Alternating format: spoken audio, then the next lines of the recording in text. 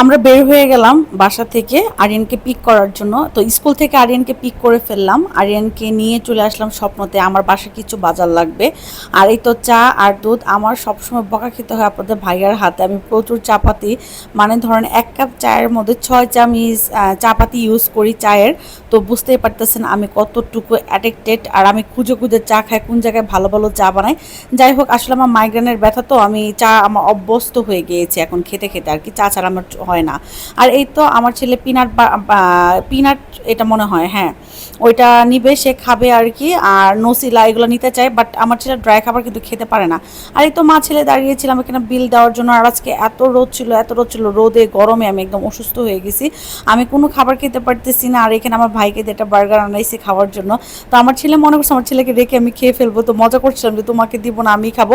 কারণ প্রতিদিনই সে এইসব ফুড খায়, এই জন্য ওর ফ্যাটি লিভার হয়ে যাচ্ছে আস্তে আস্তে। দিতে চাচ্ছিলাম না, কিন্তু সে খাবেই। যাই হোক, দুই মা ছেলে মিলে শেয়ার করে খেলাম। আর একটু পরে 1 কাপ চা বানাবো, চা বানিয়ে খাবো।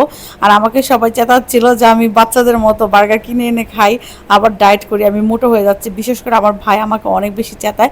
আর এই তো আমার ছোট্ট একটা ব্লগ ছিল, আপনাদের সাথে আমি আজকে শেয়ার করলাম।